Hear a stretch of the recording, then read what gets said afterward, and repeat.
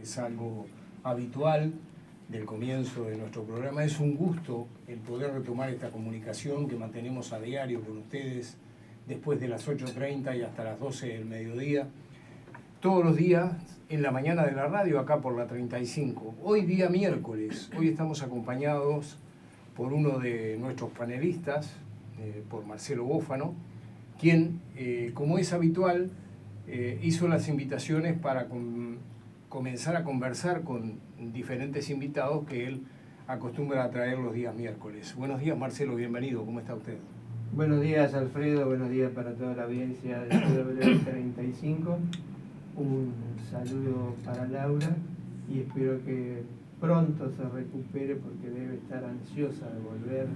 Ella es una persona muy activa en materia periodística y está trabajando en varios medios y eso me parece que no sé cómo estará en la casa. Pero le sacaron los puntos, me dijo ayer. Ah, sí, bueno, está avanzando. Ya es un adelanto, ¿no?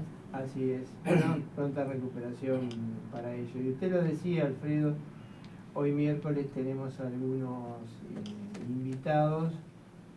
En este caso tenemos a la profesora de Historia, Luján Mayán, pero que no es solo profesora de Historia, es la directora del Instituto de Formación Docente, Ercilia Guidali de Pisano, y también tenemos, acompañándola, al profesor de Geografía Alejandro Pérez, quien es uno de los responsables de este nuevo curso que se va a brindar para acompañar, para asistir, distintos nombres le vamos a dar, en un proceso de inclusión para las personas que quieran estudiar, pero por situaciones particulares requieran otro tipo de atención.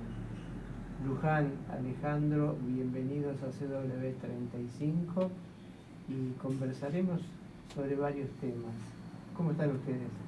Muy buenos días para toda la audiencia, muchas gracias por la invitación. Es un placer poder acompañarlos en esta mañana.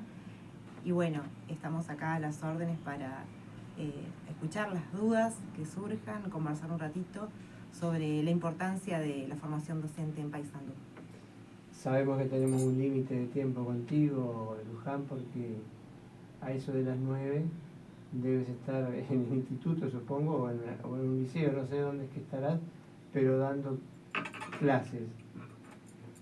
Cuando hablamos del Instituto de Formación Docente, vamos a empezar con esto que capaz uno conoce, pero para que nuestros oyentes tengan otro tipo de información. Cuando hablamos del Instituto de Formación Docente, ¿de qué hablamos? Estamos hablando de una institución que tiene 90 años de trayectoria en Paysandú, que es un referente a nivel nacional en la formación de formadores y que actualmente alberga una población de unos 1.500 estudiantes que cursan las carreras de magisterio, maestro en primera infancia, educador social y todos los profesorados en dos modalidades, presencial y semipresencial. Y que bueno, en esta semana está recibiendo una nueva generación de estudiantes, la generación 2025, que bueno, comprende un número aproximado de unas 280 personas. Tú lo decías, magisterio para primaria y magisterio para primaria de primera infancia. ¿Son dos cursos distintos? Son dos cursos distintos. El maestro que egresa de la carrera de maestro en primera infancia va a atender a la población que está entre 0 y 5 años. Principalmente hablamos de jardines, CAIF y bueno, escuelas también que tienen niños hasta 5 años. Y el maestro de educación primaria atiende a la población entre 6 y 12, que es la que se desarrolla principalmente de primero a sexto año de escuela. Y necesita desarrollar ese maestro distintas capacidades y atender distintas situaciones, porque el niño crece. Exactamente, bueno, el maestro en primera infancia debe adquirir competencias para trabajar con esa etapa inicial de la vida de las personas, que es fundamental después para todo el desarrollo de la personalidad y de lo que va a ser un adulto. Entonces sabemos que en los primeros 5 años de vida todas las experiencias que se generen y la formación que se tenga va a repercutir indefectiblemente en la personalidad del adulto que sea más adelante. Hablamos de los maestros de primaria o inicial, distintas edades, pero también tenemos profesorados que se enseñan en ese instituto. ¿Cuáles son? Sí, bueno, el instituto tiene dos modalidades para el cursado de profesorado. Tenemos la modalidad presencial, que es cursar toda la carrera en el instituto. Allí los que estudian para profesores de inglés, matemática y física tienen esa posibilidad. Y después la modalidad semipresencial, que implica cursar la mitad de las asignaturas o unidades curriculares con estudiantes de magisterio, que son las que serían como comunes a las carreras docentes, dentro del área pedagógica, el área psicológica, el área sociológica y lenguas. Y después las asignaturas específicas de esa carrera se cursan en modalidad virtual, que tiene generalmente como centro de referencia al CERP de Salto, al CERP del Litoral. Hablamos de las maduras, pero también tenemos las verdes dentro del instituto, porque hay situaciones en las cuales no todos los que quieren estudiar pueden ingresar, ya que se establecen cupos y la capacidad locativa del instituto tiene ciertos límites. ¿Estamos ante esa situación, Luján? Exactamente. Bueno, el año pasado tuvimos la buena noticia de que nuestro instituto había sido uno de los 5 seleccionados a nivel nacional para recibir la tecnicatura en acompañante pedagógico en educación inclusiva, una carrera que se había venido demandando desde las ATD desde hace mucho tiempo y que logra consolidarse el año pasado. Y que bueno, por ahí una de las cosas que nos gustaría aclarar es primero que hubieron una cantidad de inscriptos, más de 150, entre 150 y 170, ahora el profesor que es referente en la tecnicatura lo puede detallar mejor que yo, y lamentablemente teníamos solo 35 cupos por la capacidad locativa y por el presupuesto que nos da el CFE. Entonces tuvimos que hacer un sorteo donde quedó un número de 35 estudiantes habilitados y después algunos quedaron de suplente por si alguna eventualidad no les permitía cursar, ya que es en el turno nocturno, a aquellos que salieron sorteados. Entonces, ha sucedido que algunos han tenido que dar de baja por diferentes situaciones familiares. Hemos ido llamando a los que estaban en la lista de suplentes, o sea que aquellos que quedaron como suplentes también tienen posibilidades aún de poder ingresar a la carrera. Cuando hablamos de esta tecnicatura en educación inclusiva, uno siempre lo asocia como un asistente que va a acompañar a estudiantes con alguna discapacidad física, intelectual o una dificultad puntual de aprendizaje. Pero cuando nos vamos al concepto de educación inclusiva, es mucho más abarcativo. Es más, hay autores que dicen que no debería de existir la educación inclusiva porque toda la educación debería de estar integrando a todos los colectivos.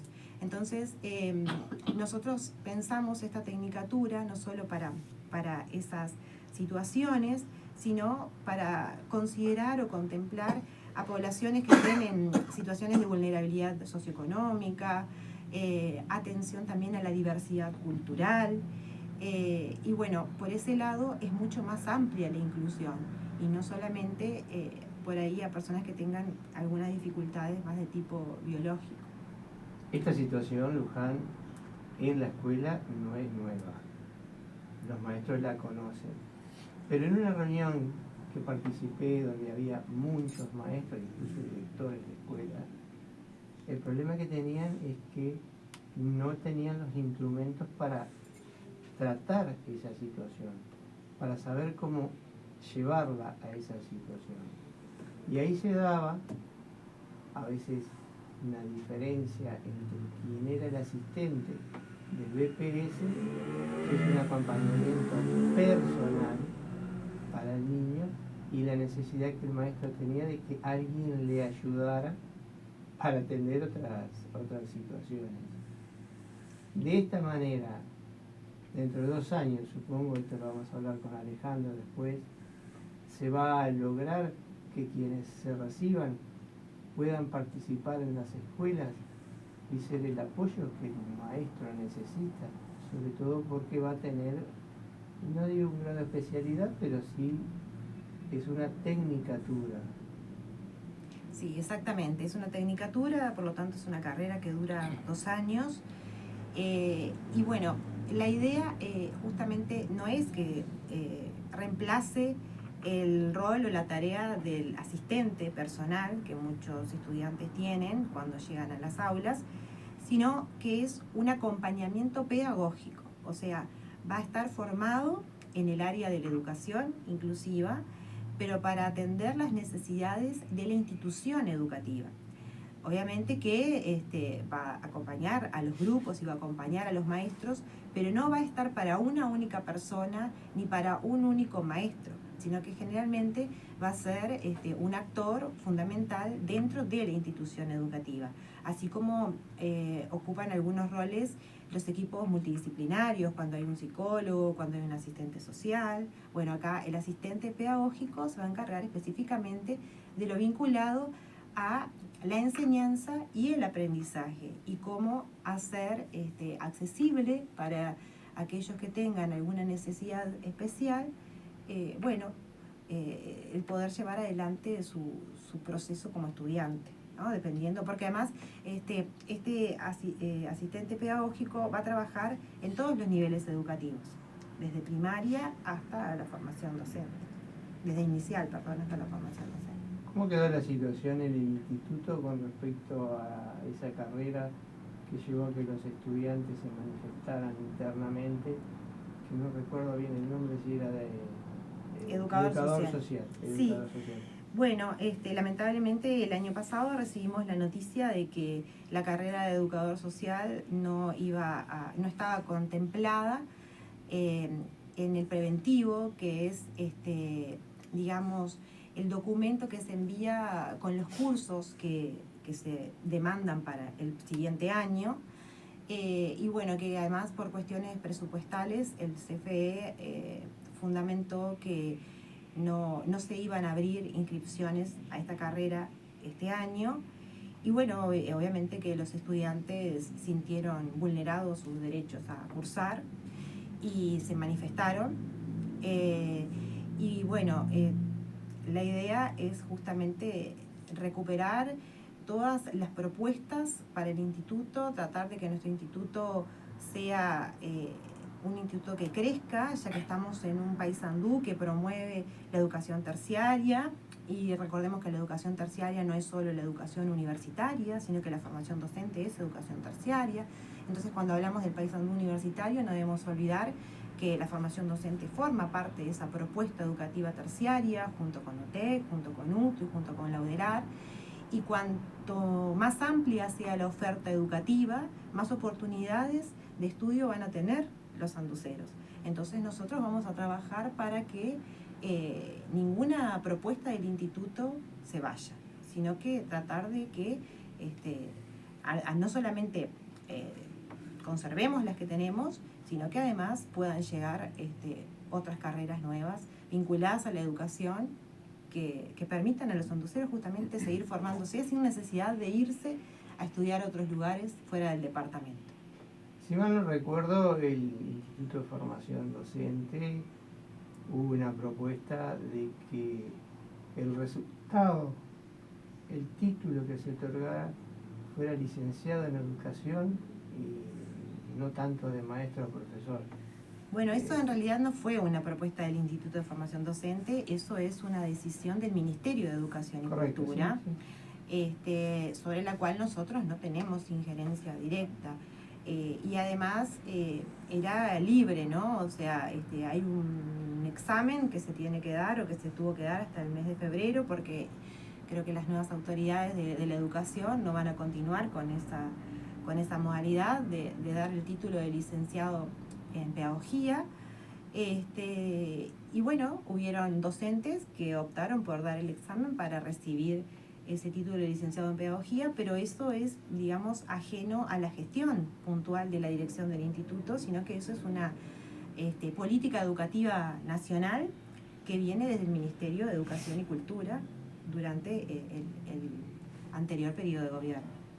De lo anterior, de los educadores sociales, ¿quedaron muchos sin terminar la carrera y que deben ir a otro departamento? No.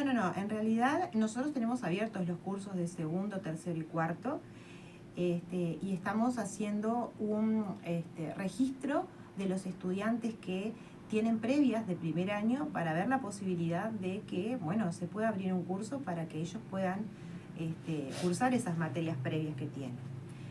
Estamos haciendo, una recopilación de información de que todos aquellos estudiantes que tienen previas se pasen por la vedelía, se registren y podamos elevar eso para solicitar que se habilite un grupo donde se pueda cursar primer año aquellos que justamente tienen previa. Pero la carrera no se eliminó totalmente. Los que están en segundo, tercero y cuarto continúan cursando. Lo que no se habilitó fue el ingreso de estudiantes nuevos a primer año. Que bueno, obviamente en el reclamo de los estudiantes lo que sucedía era que esa era una forma paulatina de ir eliminando la carrera. Pero esto lo resolverán las nuevas autoridades de la educación, si se revé o no esa situación. Yo tengo entendido que los estudiantes han gestionado con diferentes referentes y representantes políticos una intervención parlamentaria para que la carrera pueda continuar en Paysandú. Alfredo. Sí, tengo una pregunta que puede ser para los dos, ¿no? ¿Desde cuántos años como docente, en su caso, Luján? 21 años. 21 años. De docencia. ¿Y sabe por qué le pregunto? En todo este tiempo han habido cambios tecnológicos más que nada, ¿verdad? Aparecieron las redes sociales y con las redes sociales todo un cambio brutal en la manera de actuar, de pensar, principalmente de la gente más joven, ¿no? Eso de alguna manera ha incidido en la enseñanza, en el modo de dar la enseñanza y en el modo de recibirla, ¿o no? Bien, yo tengo una mirada más bien positiva de los cambios que vive la sociedad y no esa mirada por ahí fatalista de que la tecnología va a acabar con todo. Yo creo que gracias al desarrollo de la tecnología se ha ampliado la posibilidad de estudiar a distancia con la modalidad virtual.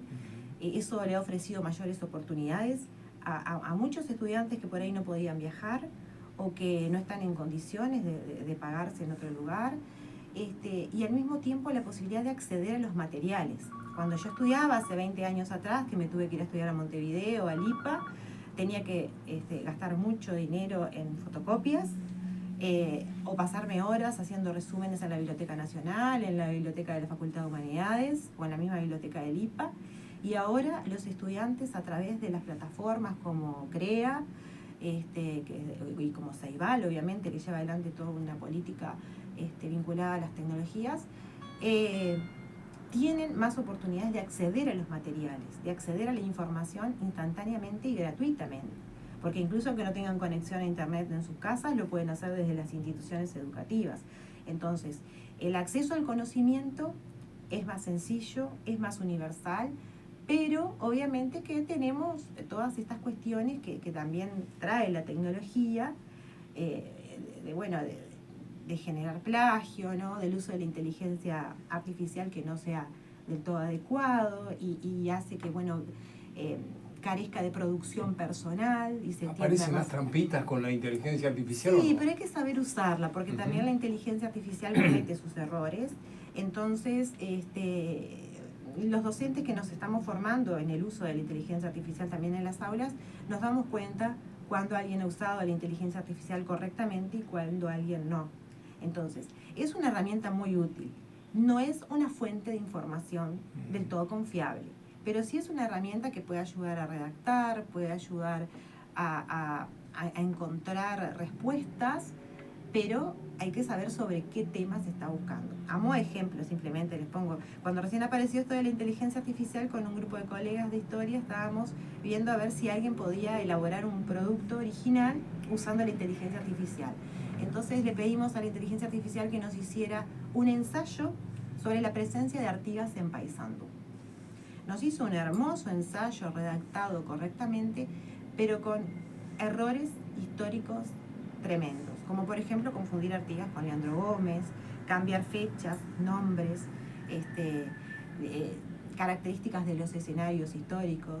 Entonces, si uno conoce del tema, sabe que la inteligencia artificial me hizo un producto, pero ese producto no es correcto, porque como toma de diferentes fuentes, puede generar una equivocación. Pero si uno no conoce el tema y presenta eso, bueno, ahí queda en evidencia su mal uso de la tecnología, en ese sentido. Entonces, me parece que la tecnología es muy útil para la educación, pero hay que saberla usar. Lo mismo pasa con el tema de los celulares en las aulas, ¿no? Es un tema complejo. Yo en 2019 escribí un libro y hablaba en ese libro justamente de una mirada pedagógica del aula. Y uno de los apartados en ese libro se llamaba El pequeño intruso. El pequeño intruso era ese celular que muchos docentes lo veían como un enemigo prácticamente, porque ahí podían encontrar las respuestas más rápido que el profesor, o copiarse. Y en realidad yo trataba de revertir esa mirada sobre un dispositivo que ya forma parte de nuestra vida cotidiana, es casi una extensión de nuestro cuerpo en la mayoría de los casos, y más aún en las nuevas generaciones. Entonces, de darle un uso realmente productivo, enseñarles a usar el celular en beneficio justamente del aprendizaje, ¿no? Y ahí el rol del docente es clave, porque el docente tiene que ser orientador, pero a su vez también tiene que estar informado, tiene que estar actualizado, tiene que formarse permanentemente para saber qué recursos manejan los estudiantes.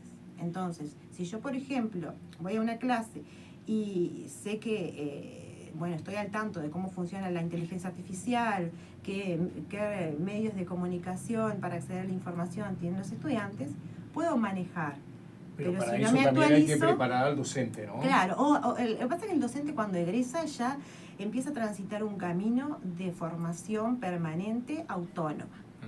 Una de las cosas que yo mencionaba hace un tiempo y que tuve la oportunidad de escuchar datos que se expresaron del CFE, es que Paysandú se caracteriza en el IFD, por ejemplo, por tener el mejor nivel académico de docentes, o sea, los docentes del IFD tienen el mejor nivel académico del interior del país, porque todos los docentes tienen algún posgrado, alguna maestría, algún doctorado, o están en proceso de tenerlo, porque están estudiando para ello. Y eso nos destaca a nivel nacional, porque después de Montevideo, Paysandú es el que tiene mayor nivel en la formación de docentes que están a cargo de los cursos con esa formación. Eso habla de la inquietud de nuestros docentes por formarse permanentemente. Y eso trasladarlo, a los diferentes colectivos que se dedican a trabajar en otras instituciones educativas para que también se actualicen constantemente. Usted hablaba recién de algo bien importante y esta la pregunta va para los dos, va para Luján y va para Alejandro. ¿Le dejo hablar un ratito a Alejandro porque he hablado todo eso? Hablaba de la importancia de la educación terciaria en nuestro país, que se viene trabajando desde hace bastante tiempo para que la misma se instale acá en Paysandú. Recordemos que la Facultad de Agronomía creo que tiene más de 50 años de instalada en nuestro departamento, o sea que esto de ahora de tener el campus universitario sin duda que engrosa, que va a facilitar mucho, principalmente a los jóvenes, a los adolescentes de los alrededores de Paysandú.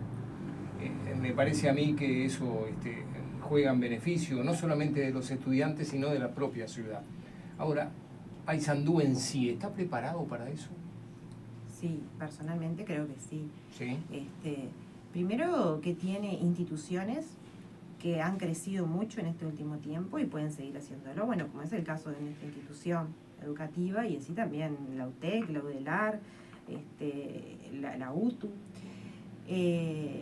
También desde el punto de vista del poblacional, yo creo que hay una oferta desde pensiones, residencias, que ha ido creciendo, que ha ido en aumento, pensando en una población estudiantil que llega y busca alojarse en el departamento, porque además, como pasa en nuestro instituto, también recibimos población de diferentes localidades del interior del departamento, sí, pero también de otros departamentos. Nosotros tenemos estudiantes de Fray Bentos, o sea, de Jung principalmente, de Nuevo Berlín, de San Javier, incluso de Soriano, el otro día cuando preguntábamos de dónde provenían, de Trinidad, incluso chicos que vienen con pase de otros departamentos como Rivera, o sea que Paysandú es un referente a nivel nacional en la educación terciaria. Y creo que eso es fundamental porque colabora con esto de la descentralización, ¿no? Montevideo históricamente se ha caracterizado por centralizar la oferta educativa terciaria.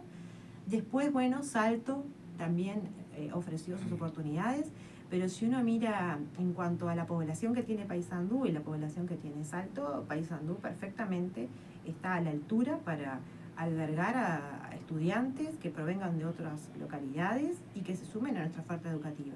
Y más aún tiene docentes preparados para poder atender todos esos cursos. Perfecto. No sé si hay que dejar la libertad a Luján y no puede sé. quedar Sí, puede, Alejandro. pobre Ale, No es tanto por eso.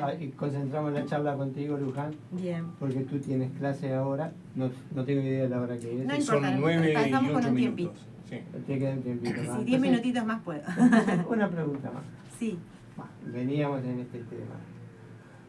El uso del celular, tú entiendes que puede ser positivo si se administra correctamente. Exactamente, ¿verdad? sí. Pero tenemos una discusión que se da en el mundo, que empezó en Australia y que en otros países de Europa lo intentan implementar. Prohibir el uso del celular en las aulas.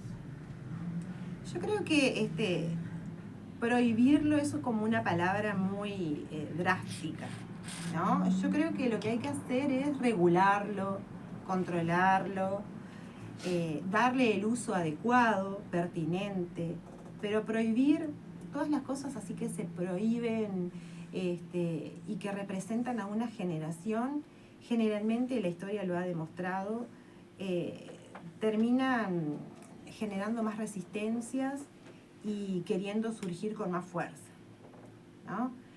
A ver, un ejemplo que no tiene nada que ver con la educación, pero cuando se desarrolló la ley seca en Estados Unidos, aumentó el consumo de alcohol y así, o sea, no tiene nada que ver con esto de la educación, pero lo que me refiero es que hay cosas que ya están tan instauradas culturalmente, como el uso del celular, que prohibirlo no me parece una medida del todo adecuada. Esa es una opinión personal, obviamente, que no representa a la institución que yo represento, es una opinión personal. Yo creo que su uso moderado, a ver, los chicos están continuamente estimulados por la tecnología. Yo tengo un niño de 7 años que está en pleno proceso de aprender a leer y la maestra, bueno, recomendó ayer a los niños de la clase de él y a todos los padres que trabajáramos más en el tema de instar a la lectura, ¿no?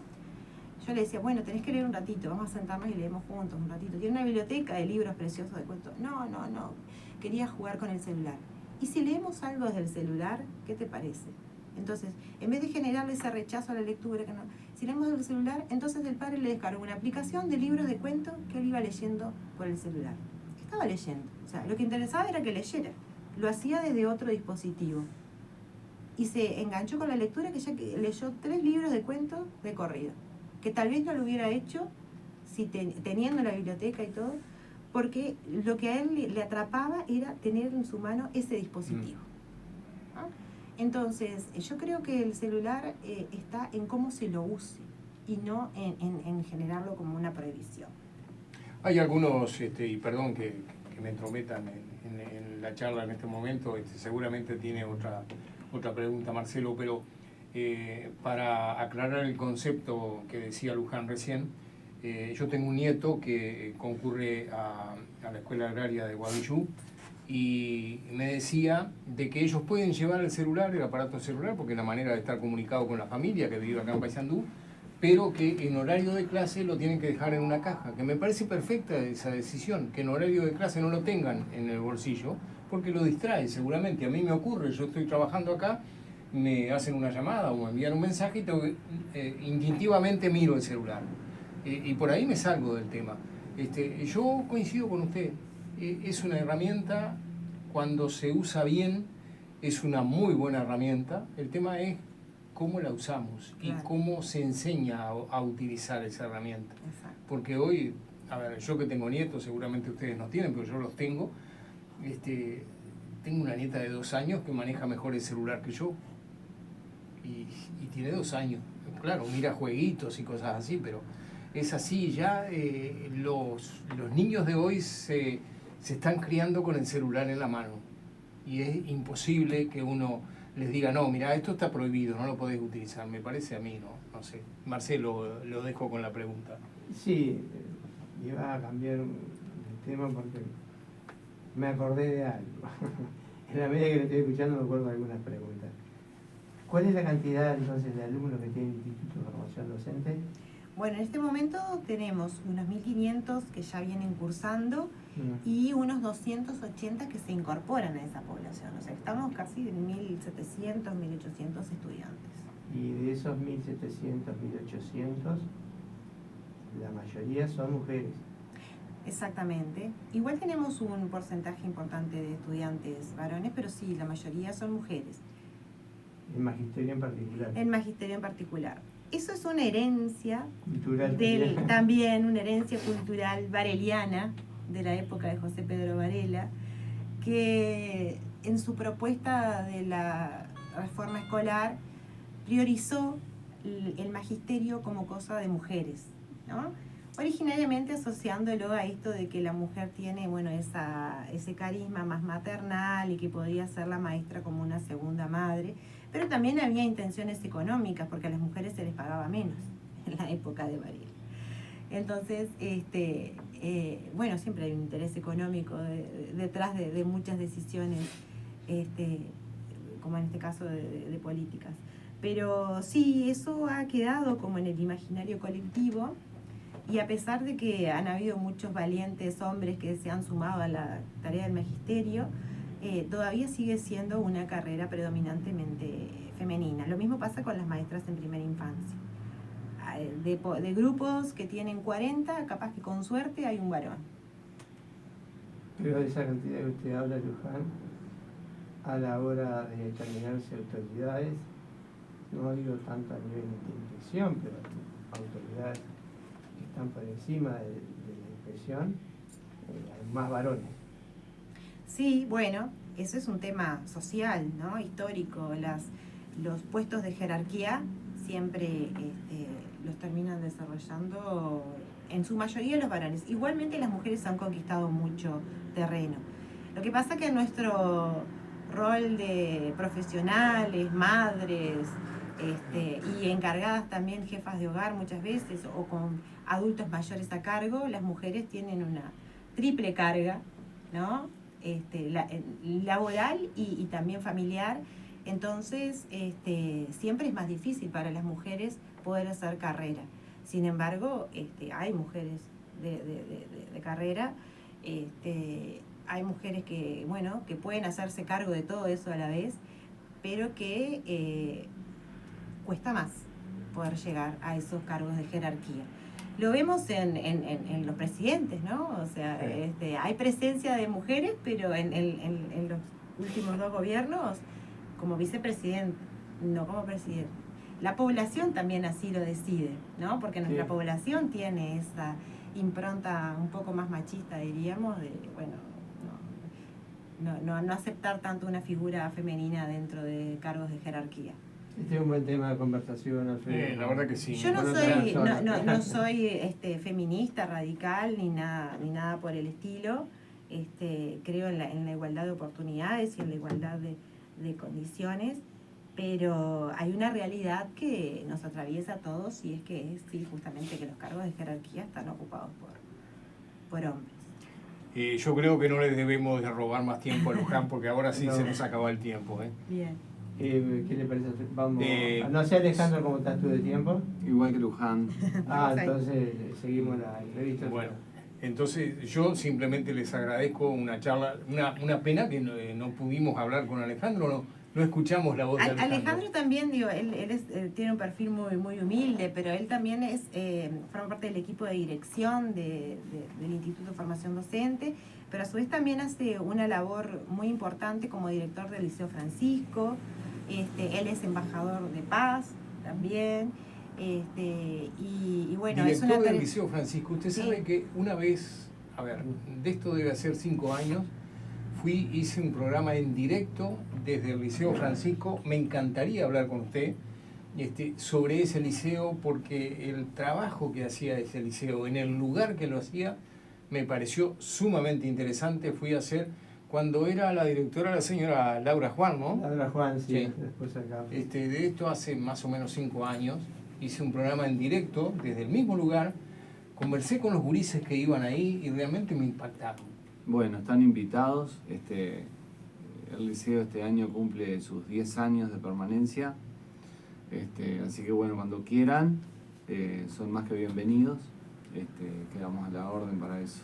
Muy bien. Espera. Si no vamos al liceo, lo vamos a invitar a ustedes ¿Cómo no? para que venga a conversar con el liceo. Agradísimo. Alejandro, cortita la respuesta para que no te lleve mucho tiempo, pero ¿cuántas personas tenemos inscritas en este nuevo curso que estás coordinando? Bueno, hubo una preinscripción. En realidad, antes de decirte de la preinscripción, en el mes de noviembre comenzamos a trabajar con diferentes centros de la ciudad, sobre todo porque en el segundo semestre de la carrera los estudiantes van a hacer la práctica de observación en primer año y en segundo año práctica de intervención en escuelas. Nosotros ya estuvimos coordinando los centros para las prácticas de observación, que en su mayoría son centros privados. Los necesitamos en la colaboración para esta trayectoria, y hubo una preinscripción de 175 estudiantes y tenemos un cupo de 35 estudiantes que fueron seleccionados de acuerdo a sus perfiles y sorteo, y dejamos integrado también un grupo de 10 suplentes en el caso de que algún estudiante no pueda cursar o resuelva no cursarlo. Decía Luján que algunos ya han ido dejando y lo han podido cubrir con eso. Lo hemos estado cubriendo, sí. ¿La mayoría mujeres? En su mayoría son mujeres también, sí. Tenemos 2 varones en la carrera. 2 varones de los 135. De los seleccionados para el grupo que va a comenzar, sorteados. de los que quedaron sorteados, sí. Pero refleja el porcentaje de inscriptos Sí, también. Sí. Sí, en total creo que hubo 5 varones entre esos 175 que te mencioné. Y la mayoría, como que tú decías, del tiempo del curso va a ser práctico. No, el curso es un curso que comienza en el instituto, y en el segundo semestre tiene prácticas de observación. Las prácticas de observación se van a dar fuera del turno, porque va a ser en el turno nocturno y nosotros necesitamos las instituciones educativas abiertas para que los estudiantes puedan ir a hacer la observación, y por lo tanto es una parte práctica que van a tener en el segundo semestre, y después sí el teórico continúa. Alejandro, los estudiantes que siguen concurriendo al Liceo Francisco son del mismo estilo de hace 5 años atrás, estudiantes de contexto crítico. A mí me gustaría no mezclarnos en la nota, Ajá. Y con mucho gusto, cuando ustedes me inviten, yo vengo y con todo el tiempo No tenga duda que lo vamos a profundizamos invitar, sobre el porque liceo. me interesa enormemente el trabajo que hace ¿Cómo no? ese liceo ¿Cómo no? en ese lugar. Pero sí, siguen un perfil como el que tú decías. Perfecto. Alejandro, ¿cuáles son las materias que van a brindar para este nuevo curso?